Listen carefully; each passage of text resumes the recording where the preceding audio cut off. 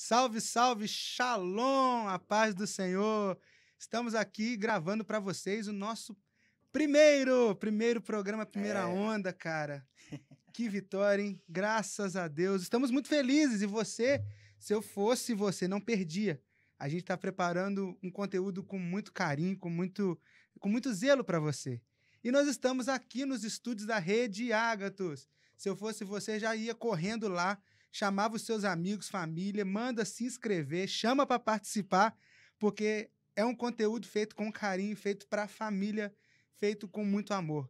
E eu estou aqui nessa noite para começar, não estou sozinho, obviamente. Quero convidar vocês para conhecer o meu amigo. Fala, Mois! Shalom, shalom! Que alegria, gente, estar aqui.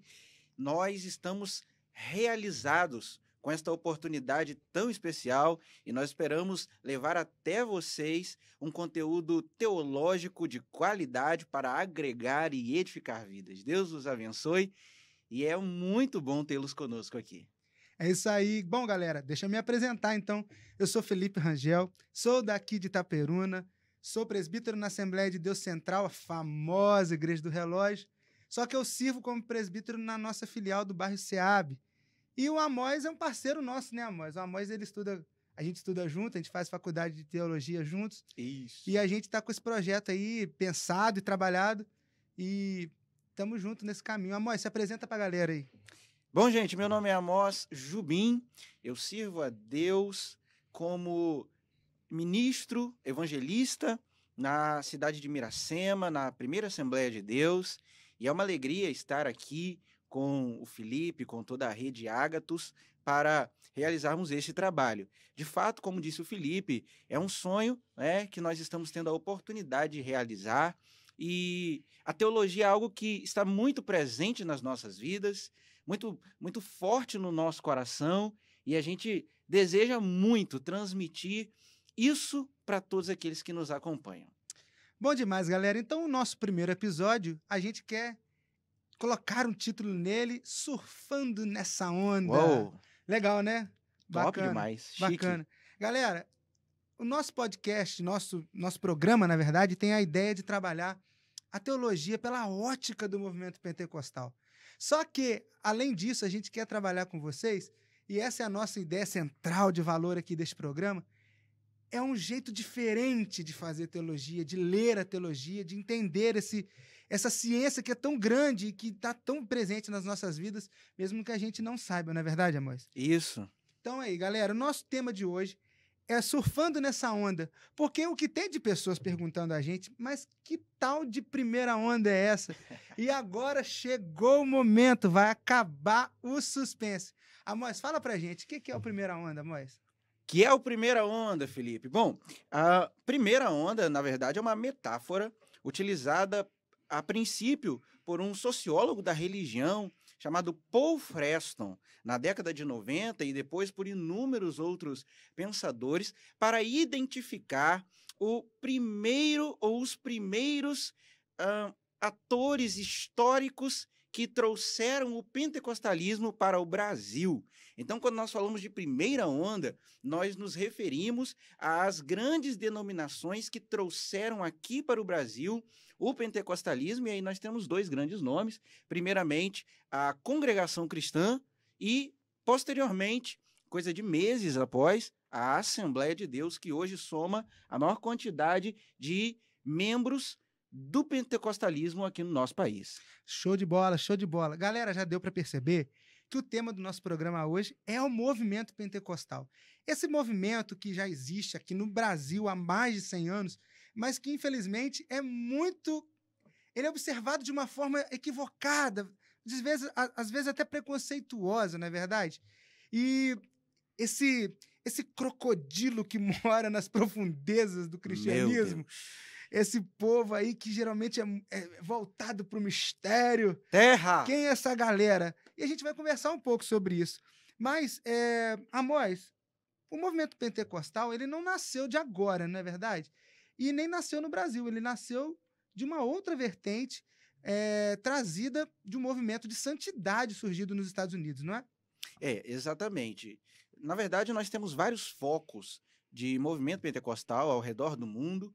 No entanto, o mais expressivo deles iniciou na Rua Azusa com um pastor chamado William Joseph Seymour e irradiou dali para toda a América do Norte e para muitos outros países do mundo, e em decorrência disso também chegou ao Brasil. Legal, legal. E o movimento pentecostal, ele é um movimento mais recente dentro do cristianismo, mas ele já é um movimento que apresenta muitas facetas, não é verdade? Apresentam várias características, várias divisões. Então a gente quer apresentar para vocês, dentro da nossa esse modo de pensar, mostrar para vocês um pouco sobre como funciona essa lógica pentecostal. Esse termo pentecostal que surgiu de um pensamento que é oriundo da intenção de ver a atualidade dos dons, né, amor? A atualidade dos dons descritos no livro de Atos, escrito lá pelo nosso escritor bíblico Lucas, para os dias atuais. Então, esse movimento foi denominado dessa maneira, pentecostal, por acreditar naquilo que inaugurou no dia de Pentecostes, lá em Atos 2. Então, galera, a gente vai conhecer um pouco mais, mas eu quero perguntar ao Amós algumas coisas. Amós, esse movimento, ele é um movimento, como eu falei, é um movimento novo. Ele surgiu de uma forma espontânea, surgiu do movimento de santidade nos Estados Unidos, mas eu queria conversar com você e te fazer uma pergunta. É possível a gente olhar para o movimento pentecostal no Brasil e fazer uma análise sociológica desse movimento? Sim, Felipe, é plenamente possível. Aliás, um dado aqui muito importante, eu mencionei o Paul Freston na década de 90, e é importante a gente dar um dado aqui que, como diz, né, o Glauber Alencar, até a década de 90, o pentecostalismo, o fenômeno do pentecostalismo, era extremamente escanteado na academia. Em 1996, Paul Freston resolve olhar para a história do pentecostalismo no Brasil, e após ele nós temos inúmeros outros autores, como Ricardo Mariano e outros, que observaram pela ótica da sociologia, especialmente da sociologia da religião, o pentecostalismo no nosso país. E, curiosamente, nós temos aqui no Brasil, como também na América Latina, uma faceta interessante. O movimento pentecostal, quando chega aqui no Brasil, primeiro ele chega com a Igreja Cristã no Brasil, em 1910. E essa igreja se erradica em São Paulo. Posteriormente, chegam dois missionários aqui, Daniel Berg e Gunnar Wingren, e eles aportam em Belém do Pará. Rapaz, mas você já está começando com uma polêmica violenta aí, cara. Você falar que o movimento pentecostal não começou com a Assembleia de Deus, não. Rapaz, você vai explicar essa heresia aí, cara. Não é heresia. Que negócio é esse, de fato, não é heresia. Não é possível, cara. A Igreja Cristã no Brasil realmente chegou aqui poucos meses antes, e a questão é que, até a década de 70, como Davi Meschiati e Kenner Terra apontam, de fato, a Cristã no Brasil conquistou uma proeminência. Entretanto, depois desse período, a Assembleia de Deus alavancou de um modo tão grande que, de fato, cresceu muito mais. Ah, sim. Até porque, e aí que eu quero trazer para a nossa discussão, o modus operandi da Assembleia de Deus, se é que a gente pode dizer dessa forma, ela é totalmente diferente da Cristã do Brasil. A Cristã do Brasil é uma igreja totalmente identitária, né? Voltado principalmente para o público italiano, tanto que o culto era realizado em italiano durante muitos anos. Perfeito. É mais para o final do século XX que eles se modernizam. Mas a Assembleia de Deus, cara, ela vem com uma ideia e um modo de agir diferenciado. Ela acaba atingindo e alcançando públicos das classes mais baixas, não é verdade? Exatamente. Quando Daniel Berg e Gunnar Wingren aportam em Belém do Pará, eles inicialmente fazem o seu trabalho na Igreja Batista e, posteriormente, eles iniciam um trabalho que foi chamado, a princípio, de Movimento de Santidade, né? Ou Missão da Fé Apostólica. Era o nome institucional. Bacana. Missão da Fé Apostólica. Em 1918, surge o título Assembleia de Deus. E é muito curioso, porque esse desenvolvimento segue o primeiro ciclo da borracha.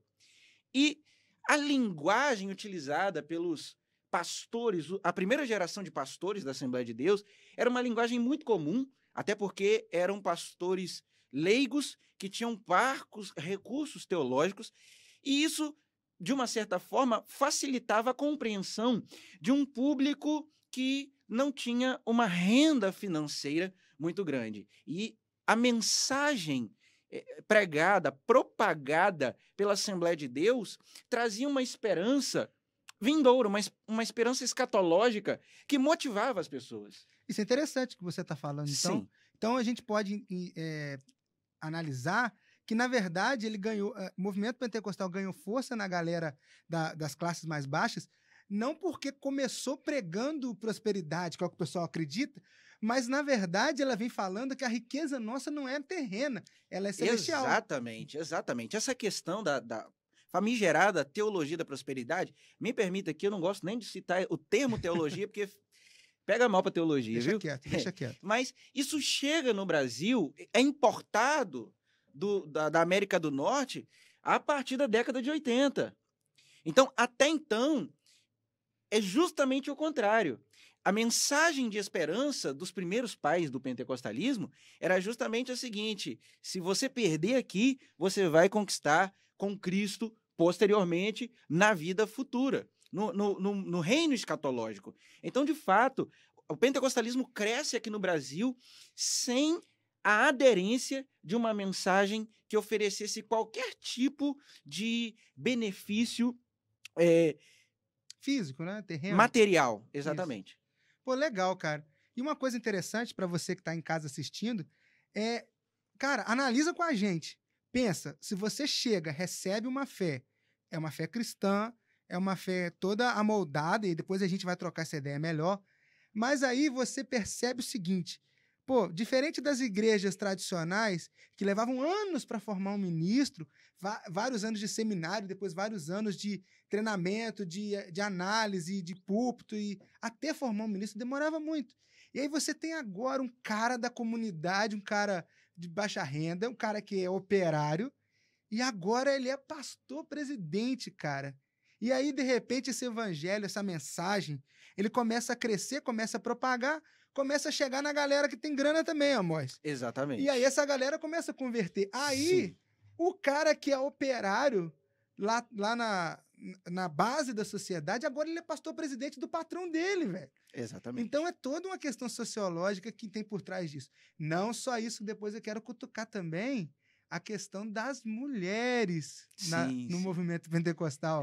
Que não é? Que originalmente, cara, com a missionária Frida Wingren, que é sim uma mulher que foi ordenada pela igreja Filadélfia da Suécia e que chegou aqui como ministra. Exatamente.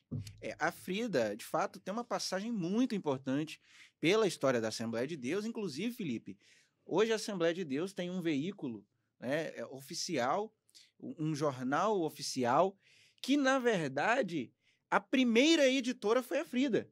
Ela comentou inúmeras revistas da escola bíblica. No entanto, devido a toda aquela cultura voltada para o patriarcado que se tinha até então, a Frida acabou sendo escanteada. Né? Uma pena, lamentável. Pois é. O movimento pentecostal, e é legal a gente frisar isso, da valorização da mulher, porque até onde a gente sabe, claro, a gente é muita arrogância falar o que eu vou dizer, mas até onde a gente sabe, não só uma das primeiras ministras evangélicas pentecostais é a mulher, mas também a primeira mulher que teoricamente recebeu a ministração do batismo com o Espírito Santo na visão pentecostal, com evidência do falar em línguas estranhas, foi uma mulher também. Exatamente. Então, é muito legal a figura da mulher no meio do movimento pentecostal. Sim, nós temos a figura de Celina de Albuquerque, né, que, de acordo aí com alguns dados históricos, inclusive tem um livro que foi publicado, né, explicando um pouco da história desse primeiro batismo, e ele dá conta de que, de fato, Celina de Albuquerque foi batizada no Espírito Santo de madrugada, né? E a partir de um momento muito assim bonito. E, inclusive, há uma proeminência da mulher na Assembleia de Deus, até mesmo em relação ao círculo de oração, Sim. que é um movimento que acontece no Brasil inteiro, né? E que, normalmente, quem lidera são as mulheres. São as mulheres. É isso aí, galera. Vamos dar continuidade no nosso assunto. E eu queria tocar num tema também, amores, porque existem várias pessoas que foram os agentes desse movimento. A gente sabe que esse movimento no Brasil começou com os imigrantes, né? Sim. Tanto na Cristã do Brasil, os imigrantes italianos, depois na Assembleia de Deus, os missionários suecos, mas a gente tem a figura dos brasileiros agindo aí. Nós temos a figura de um jovem à época chamado Paulo Macalão, esse cara que foi ordenado pastor com 19 anos, com 21 anos era pastor presidente, estava inaugurando o primeiro templo de sede própria na capital federal da época, o Rio de Janeiro. Então não é só a mulher, a gente também tem a figura do jovem agindo, cara. Sim, inclusive o Macalão é uma figura tão importante que ele traduziu inúmeros hinos oficiais do inário, né, da Assembleia de Deus, que é a harpa cristã, e mesmo pessoas que hoje não congregam na Assembleia de Deus, Ministério de Madureira, né, a CONAMAD, que foi posteriormente liderada, né, pelo Macalão, as pessoas encontram o seu nome na harpa cristã e cantam as letras, as melodias que ele trouxe aqui para nós, e de uma forma assim muito, muito surpreendente, tornou-se um inário que é extremamente importante para a Assembleia de Deus, de modo que pouquíssimas Assembleias de Deus não usam esse inário. Bacana, cara. E não é só ele. A gente tem outras figuras que têm agido nesse meio pentecostal, inclusive trazem uma outra perspectiva para o movimento, que é uma perspectiva mais agora voltada para o pensamento teológico acadêmico, que era muito criticado, na verdade, porque era uma fé muito de experiência, não era uma fé muito embasada no conhecimento aprofundado das Escrituras. E aí a gente pode citar alguns nomes, né, amor? Nós temos o pastor João Colenda Lemos, que fundou o primeiro Instituto Bíblico. E é interessante, Felipe, o Colenda, ele percebendo essa dificuldade que muitos pentecostais tinham com a teologia em si, ele segue a linha das escolas americanas de teologia para nomear a sua instituição. Nos Estados Unidos utilizavam-se Bible College, e aqui ele coloca Instituto Bíblico das Assembleias de Deus. Genial o insight que ele teve. Sim, maneiro. E é um instituto que não fundou só a galera para formar obreiros na Assembleia de Deus, mas várias das pessoas proeminentes hoje são oriundas dessa instituição. Sim. Cara, mas eu queria conversar também contigo sobre o que foi os movimentos das grandes cruzadas evangelísticas dos anos 80 e início dos anos 90, que a gente pode personificar aqui no movimento pentecostal na figura de um cara famosíssimo aqui no movimento, que é o Bernard Johnson, que é um cara que trouxe essa visão de cruzada, de evangelismo, muito também trazida pela a turma do Billy Graham e outros pensadores, outros pregadores também famosos da época. E ele não ficou só nas grandes cidades, ele mergulhou no interior do Brasil, né, com as suas cruzadas. Se eu não me engano, ele passou por aqui também, né? Então, é um cara que é diferenciado no movimento. De fato, nós tivemos esse momento de grandes cruzadas que, inclusive, inspirou o surgimento de vários pregadores aí, década de 80, década de 90, que ficaram extremamente conhecidos dentro do pentecostalismo como um todo, porque eram cruzadas extremamente missionárias, que levavam, de fato, uma palavra de salvação para as pessoas, né? E é muito interessante aqui pontuar a figura do Johnson, porque ele também ofereceu uma contribuição teológica, né, para as Assembleias de Deus. E voltando à ideia aqui do pensamento teológico, além do Johnson, além do Colenda que você falou, nós temos ainda outras figuras proeminentes, né? Temos falecido em 2015, se não me falha a memória, o pastor Antônio Gilberto, que foi um escritor prolífico e contribuiu extremamente para o pensamento da Assembleia de Pelo Deus. amor de Deus, o que é prolífico, cara? Você me ajuda nisso aí. Pera aí, vamos lá. Ele era um pensador, como é que é o negócio? É isso, ele era um escritor que, de fato, tinha capacidade de concatenar bem o pensamento e de escrever muita coisa, né? Ele publicou muitos materiais, ele gostava de escatologia, ele gostava de educação cristã, era, de fato, um excelente, um exímio teólogo. Maneiro demais, cara. Amós, é possível para a galera que está em casa ouvindo e quer se interessar pelo movimento pentecostal, ou quer seguir essa linha, quer seguir essa carreira dentro desse pensamento, é possível a gente indicar alguns pensadores atuais, alguém que tenha escrito alguma coisa que é proeminente nesse movimento? Sim, perfeitamente.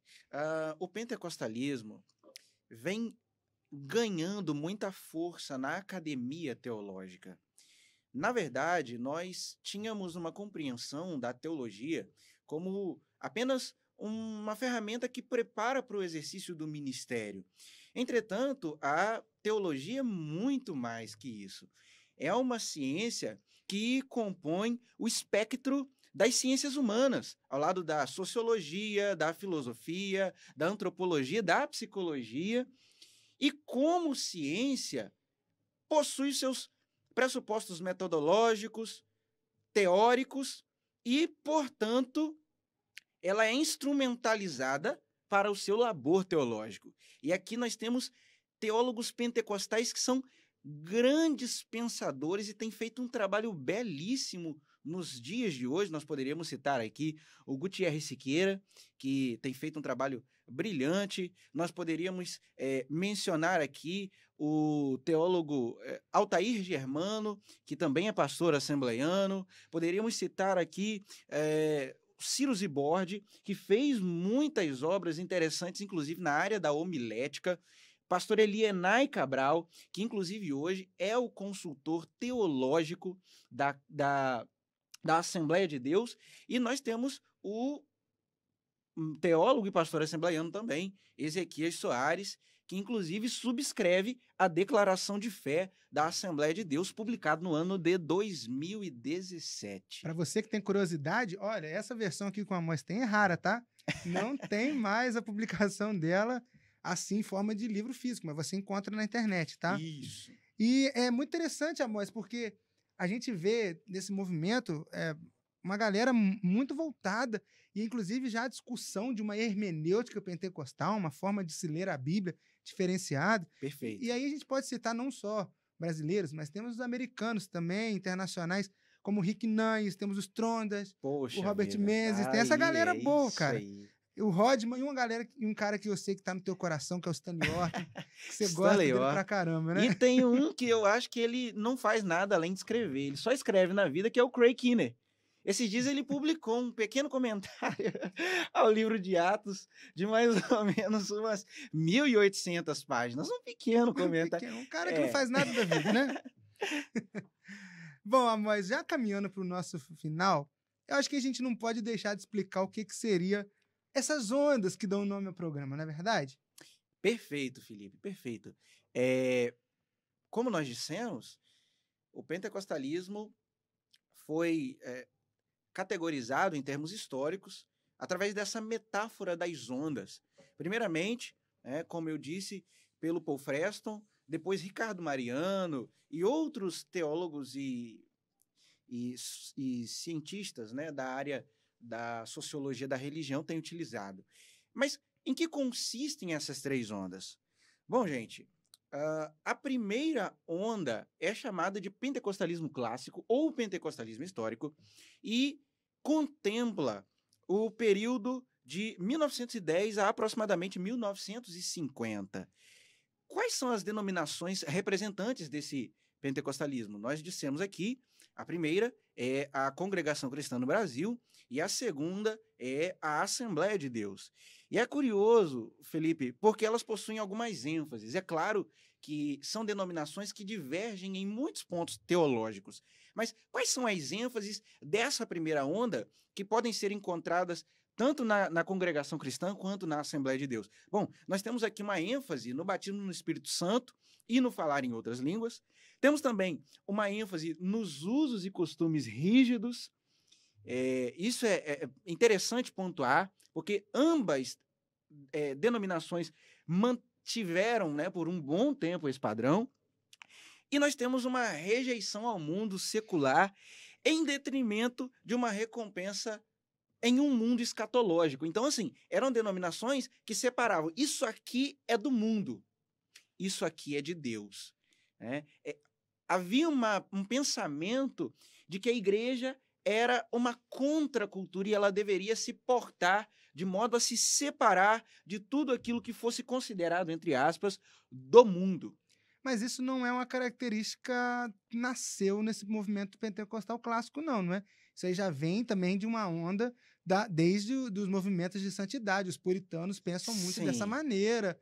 E toda a galera dessa época aí do final do século XIX trabalha com esse pensamento, não é verdade? Perfeito. Mas a gente não pode esquecer que o movimento pentecostal, especialmente o norte-americano, nasce muito próximo ao movimento de santidade, o movimento holiness. Então, de fato, abarca inúmeras dessas características. Legal. E a segunda onda? A segunda onda como é que é? A segunda onda, gente, é também chamada de deuteropentecostalismo. Nossa, que nome pesado, hein? E essa segunda onda abrange mais ou menos, né, de 1950 a 1970, e ela tem alguns representantes que são muito importantes, que é a Igreja O Brasil para Cristo, a Igreja Deus é Amor, que tem uma figura muito proeminente, exatamente, missionário Davi Miranda, e também a Igreja do Evangelho Quadrangular.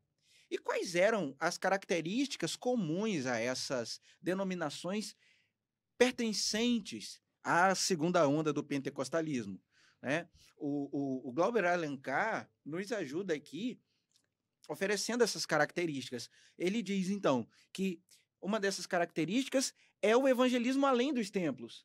Essa segunda onda fez muitos eventos em ginásios, em estádios de futebol. Né? Uma segunda característica é a utilização dos meios de comunicação em massa. Inclusive, Felipe, uma pessoa muito importante foi o Davi Miranda na comunicação de massas, porque ele foi um dos primeiros que utilizou o rádio. E o programa dele, de fato, alcançou milhões de pessoas. Olha que interessante, Amós, porque, na verdade, a galera da segunda onda é uma galera bem rígida com questão de uso e costumes, costuma até ser mais rígida do que a primeira onda, mas nessas áreas de comunicação eles estão extremamente modernos, cara. Inauguraram. Perfeito. Enquanto a Assembleia de Deus estava pregando que rádio e TV era do diabo, o Davi Miranda estava entrando na rádio na casa da galera. Meu irmão, eu sou assembleiano, tem gente na minha igreja lá que foi excluída porque assistiu TV, né? É verdade. Então, assim, de fato, eles avançaram nesse aspecto. E ainda há uma terceira característica da segunda onda do pentecostalismo, que é justamente a ênfase na cura divina. Se a gente observar, pessoal, o pentecostalismo como um todo, ele se estrutura naquilo que a gente chama de quadrilátero pentecostal. Aliás, o Gutierrez Siqueira é quem divulga muito esse termo. Mas que negócio de quadrilátero é esse? Quadrilátero pentecostal. Não, você vai explicar isso pra gente, vai, fala aí. O quadrilátero pentecostal são 4 afirmações, né? 4 declarações doxológicas que são centrais e balizam a fé pentecostal. Que declarações são essas? Primeiro, Jesus Cristo salva. Segundo, Jesus Cristo cura. Terceiro, Jesus Cristo batiza no Espírito Santo. Em quarto, Jesus Cristo voltará. Inclusive, a igreja quadrangular da segunda onda tem esse nome devido a essas 4 expressões, né, centrais para o pentecostalismo. Mais uma característica aqui da segunda onda é, de fato, essa ênfase na cura divina. Né? E todas essas igrejas da segunda onda, a gente vê que, de fato, trabalham muito essa questão, né? E avançando aqui, Felipe, nós temos a terceira onda. Eita, agora chegou o famoso neopentecostalismo. Exatamente. A terceira onda, como você disse, né, é chamada por Ricardo Mariano, um sociólogo da religião, de neopentecostalismo, mas é chamada pelo Siepirski. Eita, nome difícil. Difícil, hein, rapaz? Tá doido, hein? E esse autor chama a terceira onda de pós-pentecostalismo. Por quê? Porque diverge muito do cerne teológico da primeira e da segunda onda, né? Quais são as principais representantes desse neopentecostalismo ou desse pós-pentecostalismo que é a terceira onda? Bom, nós temos aí a Igreja Universal do Reino de Deus, nós temos aí a Igreja da Graça, a Igreja Mundial do Poder de Deus e outras denominações, né? E quais são as ênfases doutrinárias dessas igrejas? Bom, primeiro nós temos aqui uma importação da teologia, que eu repito, não gostaria de chamar desse nome, mas vamos lá, teologia da prosperidade, que enfatiza extremamente o aqui e agora.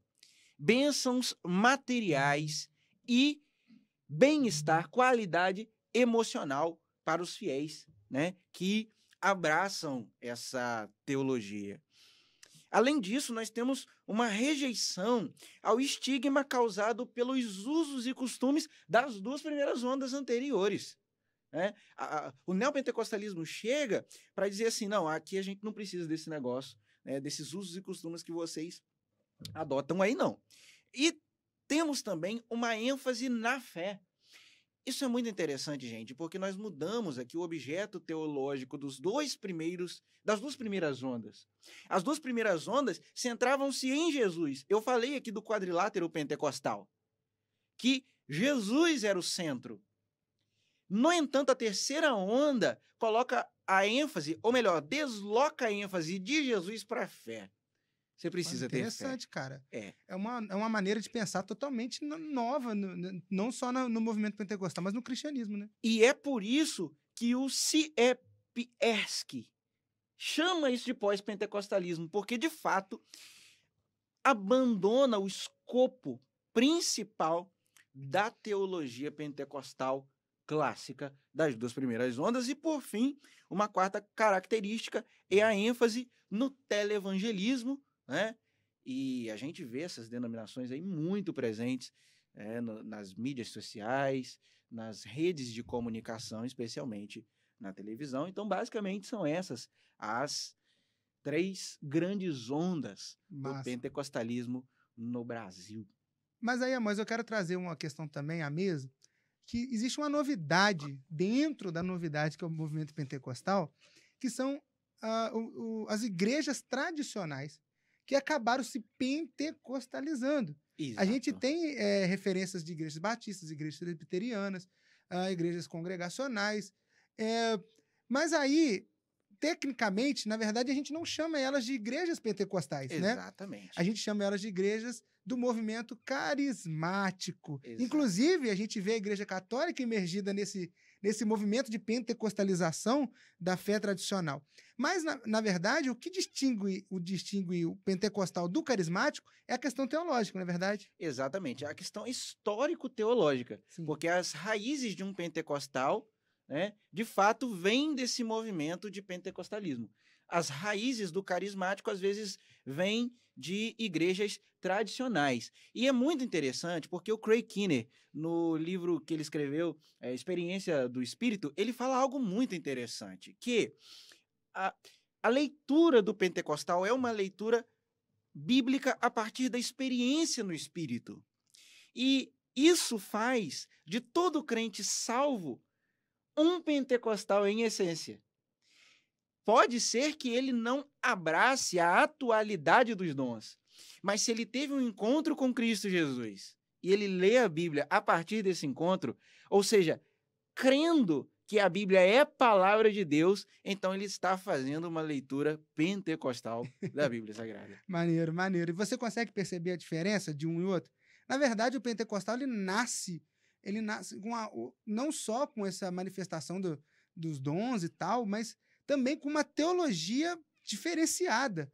E já o carismático não. O carismático mantém a sua teologia tradicional, mas se pentecostaliza. É interessante aqui, Felipe, a gente fazer uma ressalva que houve uma briga muito séria no Brasil que alguns teólogos mais tradicionais dizem, olha, o pentecostalismo é um movimento em busca de uma teologia. Gente, nós não podemos concordar com uma afirmação dessa. Muito pelo contrário, tem um pensador que eu gosto demais, né, que escreveu um livro muito interessante, que ele trabalha justamente a história do Pentecostes, né, e ele chama o Pentecostes de nossa história. E ele diz que quando nós lemos Atos e assumimos Atos como a nossa história, então nós somos pentecostais. Eu estou falando aqui do Robert Menzies. O livro dele é Pentecostes, essa história é nossa história. Bom demais. Então, é exatamente essa descrição do pentecostal. Aquele que olha para a Bíblia Sagrada, especialmente Atos dos Apóstolos, e entende que ele está vivendo hoje as mesmas experiências que a igreja cristã do primeiro século viveu com o Espírito. Bom, galera, chegamos ao final do nosso primeiro programa. Poxa vida. Passou, né, galera? Rapidinho, né? Mas eu queria encerrar olhando para o futuro, cara. E eu queria pensar com você o seguinte e já te deixar uma pergunta. Opa! Analisando esse pluralismo, essa novidade, tanto do movimento pentecostal, do carismático, a gente pode olhar para o futuro e traçar um panorama, traçar um futuro, uma história de futuro para o movimento pentecostal, não só no Brasil, mas no mundo? Bom, Felipe, nós precisamos deixar uma coisa clara aqui. Nós estamos falando do pentecostalismo. No entanto, é importante nós entendermos que o pentecostalismo, na verdade, deveria ser pensado no plural como pentecostalismos. Por quê? Porque é um processo, ou melhor, é um movimento complexo e, como diz o Paul Freston, é um movimento extremamente dinâmico, que muda. Ele passou por diversas transformações desde que chegou aqui há aproximadamente 100 anos e, como o próprio Davi Mesquiati cita num dos livros que ele escreveu sobre a experiência no Espírito e a hermenêutica pentecostal, nós temos 25 milhões de pentecostais no Brasil hoje. E o que é que isso significa? Que esse movimento, embora seja um movimento diverso, plural, está vivo, está muito forte e presente cada vez mais na sociedade, de modo que não dá para a gente oferecer aqui uma profecia quanto aos rumos e percursos que o movimento pentecostal vai adotar. Mas o que nós podemos é fazer projeções com base no que a gente vê. Nós entendemos que qual é o futuro do movimento pentecostal? Primeiro, como é um movimento dinâmico, ele vai se transformar. Segundo, continuará ganhando força, porque nós vemos, como você disse, o movimento pentecostal, né, alcançando até mesmo igrejas históricas através do movimento, né, carismático. Ou seja, ele está entrando em diversas denominações e em mais camadas da sociedade, de modo que nós podemos afirmar, né, que é um movimento que continuará aí por vários anos no cenário brasileiro, ativo e presente. É isso aí, galerinha. Nós chegamos então ao final do nosso programa. Eu quero agradecer a sua oportunidade de deixar a gente entrar na sua casa e você poder conhecer um pouco mais da gente, um pouco mais da nossa história. Claro que a gente não vai falar toda hora de pentecostalismo, óbvio que não. Mas a gente precisava trazer esse panorama para você nesse primeiro momento, porque a gente quer apresentar a nossa história, de onde a gente veio, as nossas raízes, para que você possa entender também como é que a gente olha o mundo. Então, Amós, faz a sua despedida aí e a gente já vai caminhando para o final. Eu quero também agradecer a sua participação aqui conosco e quero dizer para você que eu estou surfando nessa onda. Bom demais. Deus abençoe sua vida e nos próximos episódios vem muita coisa boa por aí, Com não é isso, Felipe? Se você acha que você vai ver a nossa carinha bonitinha todo dia sozinho. Não, querido, nós temos novidades para você. Isso. Nos próximos programas, a gente vai ter a participação de convidados, pessoas muito queridas, pessoas que têm relevância, pessoas que contribuem e fazem esse movimento andar, não só o movimento pentecostal, mas a teologia brasileira. Obrigado pelo seu carinho, pela oportunidade de deixar a gente estar com você. E eu te convido para a semana que vem a gente estar junto, porque a gente tem muito mais a tratar. Entra nessa onda com a gente, vamos surfar junto e a gente vai andar muito. Um grande abraço, fiquem todos na paz do Senhor.